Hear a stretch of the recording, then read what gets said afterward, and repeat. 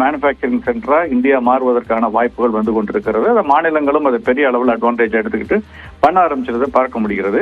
இது ஏன்னா முதலீடு செய்வதற்கான துணிச்சல் அரசுக்கு தான் வரும் ஒரு கோவிட் மாதிரியான காலகட்டங்கள்ல அதை அவங்க செஞ்சிருக்காங்க. அதற்கு பிறகு இப்பொழுது தனியார் துறை செய்ய துவங்கி இருக்கிறாங்கன்னு நான் பாக்குறேன்.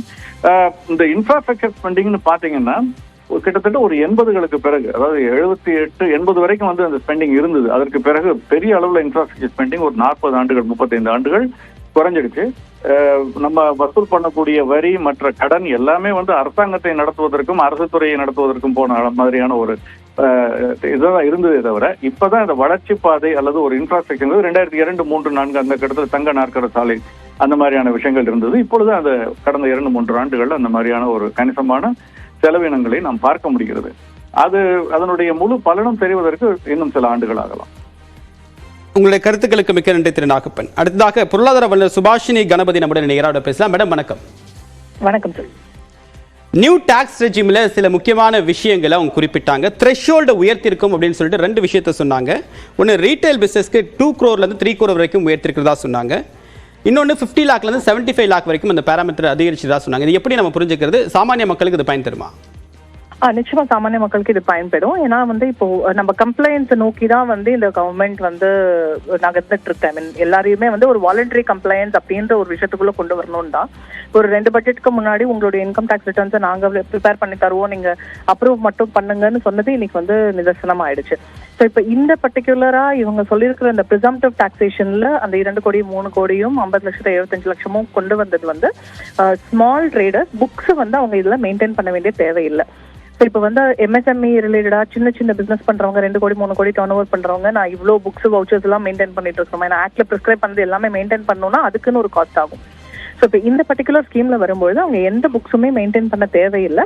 நேரடியாக அவங்களுடைய 3 கோடி ரூபாய் வருமானத்துக்கு கீழே இருந்ததுன்னா ஓவரால் டர்ன் ஓவர்ல அவங்களுடைய டிரான்சாக்ஷன்ஸ் எல்லாமே வந்து டிஜிட்டல் முறையில ஐ மீன் பேங்காவோ இல்ல அந்த மாதிரியான கேஷா இல்லாம இருக்கிற பட்சத்துல 6% அவங்க ப்ராஃபிட்டா காமிச்சா மட்டுமே போதுமானது. இப்ப அந்த 6% வந்து 2 கோடி பிசினஸ்க்கு வந்து இப்ப 3 கோடியா உயர்த்திருக்காங்க. நிச்சயமா இது வந்து பல தரப்பட்ட எம்எஸ்எம்இ பிசினஸஸ்க்கு வந்து இது பலனடையும். அதே மாதிரி ப்ரொஃபஷனல்ஸ்க்கு இதே மாதிரி ப்ரிசம்டிவ் 50% நம்மளோட ஸ்ட்ரெயிட்டாக நம்ம வந்து நான் இன்கம் காமிச்சிடலாம். இதுல வந்து ஏன் நீங்க என்ன கழிச்சிங்க, என்ன செலவு பண்ணீங்க, அதுக்கான வவுச்சர்ஸ் எதுவுமே மெயின்டைன் பண்ண வேண்டிய தேவையில்லை. அந்த மாதிரி ப்ரொஃபஷனல்ஸ்க்கான ப்ரிசம்டிவ் லிமிட்டை தான் வரம்பை தான் 75 லட்சமா உயர்த்திருக்காங்க. இது நிறைய சிறு பிஸ்னஸ்மென் அண்ட் சிறு ப்ரொஃபஷனல்ஸ்க்கு வந்து இது வந்து ஒரு பெரிய உதவியா இருக்கும். கண்டிப்பா அவங்களுடைய நெக்ஸ்ட் பட்ஜெட்ல அப்கோர்ஸ் இப்போ இதுல வந்து இண்டிவிஜுவல் டாக்ஸேஷன்ல வந்து ஒரு இதை வந்து நம்ம கண்டிப்பா எல்லாருமே எதிர்பார்த்தது தான். நியூ டாக்ஸ் டைம்ல இன்னொரு 50 லட்சம் 50,000 உயர்த்துவாங்களா அப்படிங்கிறது எல்லாமே. ஸோ அது இங்கே கொடுக்கப்படல. மேபி மெயின் பட்ஜெட்ல நம்ம இதை எதிர்பார்க்கலாம். மேடம், இப்போ நியூ டாக்ஸ் ரெஜிம் வந்த பின்னாடி அதில் கவர்ச்சிகரமான அம்சங்கள் இல்லை, எல்லாமே ஓல்ட் டாக்ஸ் ரெஜிமில் தான் நம்மளால் ரீஃபண்ட் வாங்க முடியும், இதில் கிடையாது அப்படின்னு ஒரு தயக்கம் இருந்தது. நிறைய பேர் நியூ டாக்ஸ் ரெஜிமுக்கு ஷிஃப்ட் ஆகலை.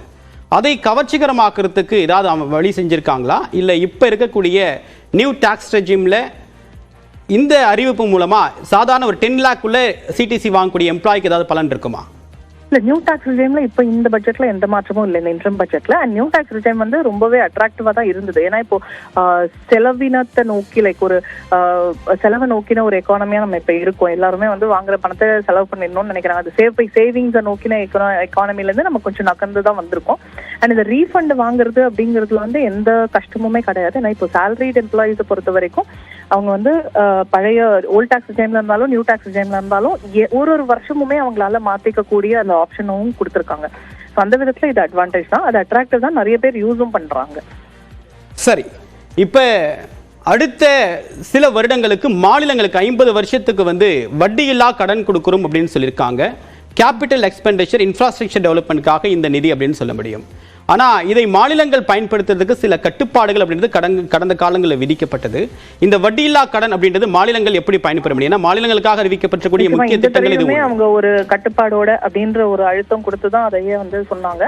ஸோ வந்து அவங்களுடைய சென்டருடைய இன்ஃப்ராஸ்ட்ரக்சருடைய விஷனுக்கு அலைன் ஆகி வர்றதுக்கு அவங்க வந்து இதை வந்து ஃபண்ட் பண்ணுவாங்க அப்படிங்கிறது தான் நம்ம எதிர்பார்க்க முடியும். விவசாயிகளுக்கான PM கிசான் நிதி வருஷத்துக்கு 6,000 ரூபாய் பிரதமர் நரேந்திர மோடியோட திட்டத்தின் கீழ் இது வழங்கப்படுது. இது எந்த அளவுக்கு பயன் கொடுத்திருக்கு? இந்த அறிவிப்பு தொடர்பான கூடுதலான நிதி வழங்கப்படும் அப்படின்னு எதிர்பார்ப்பு இருந்துச்சு விவசாயிகள் மத்தியில். ஆனால் அந்த மாதிரி எந்த மாதிரி அறிவிப்பும் இல்லை. ஆமா, அந்த மாதிரியான எதிர்பார்ப்பு இல்லை. ஆனா விவசாயிகளுக்கு அவங்களுடைய வருமானத்தை இன்க்ரீஸ் பண்றதுக்கு வேற விதமான ஸ்கீம்ஸ் கொண்டு வரப்படும் அப்படின்ற ஒரு உறுதிமொழியும் கொடுத்திருக்காங்க. இந்த 6000 ரூபாய் வந்து நேரா அவங்களுக்கு போய் சேர்றது வந்து இந்த ஜன்தான் மூலமா நேரா அவங்களுடைய அக்கௌண்ட்டுக்கே போறதுனால எந்தவித ஒரு கஷ்டமும் இல்லாம அவங்க இந்த பணத்தை வாங்கி பயன்பெறாங்க.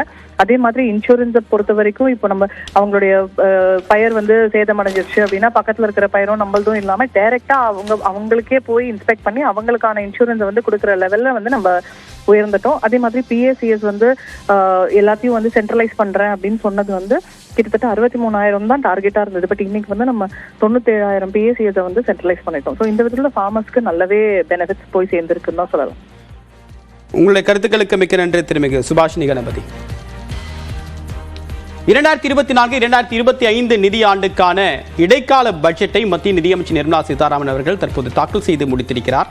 அதில் பல்வேறு முக்கியமான அறிவிப்புகளை வெளியிட்டிருக்கிறார். அரசுடைய கொள்கை முடிவாக கூட இந்த பட்ஜெட்டில் அந்த சில விஷயங்களை குறிப்பிட்டிருக்கிறார்.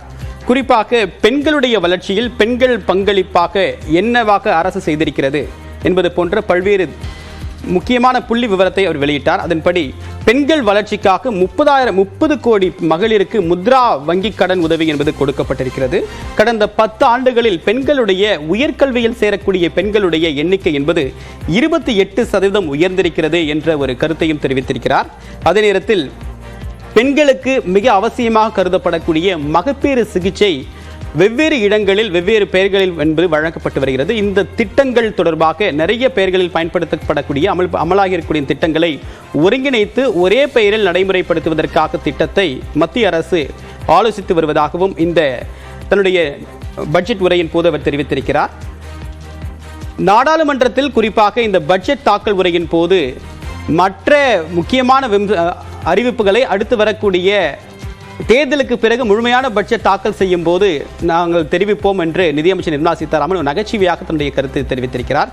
பெண்களுக்காக இளைஞர்களுக்கு பாதுகாப்புத்துறை என்பது போன்ற 3 முக்கியமான தளங்களில் இந்த பட்ஜெட்டில் கவனம் பெற்றிருக்கிறது. அதே போன்று பாதுகாப்புத்துறைக்கு வழக்கத்தை விட கூடுதலாக இந்த முறை 5 லட்சம் கோடி ரூபாய் அளவுக்கு நிதி என்பது ஒதுக்கீடு செய்யப்படுகிறது.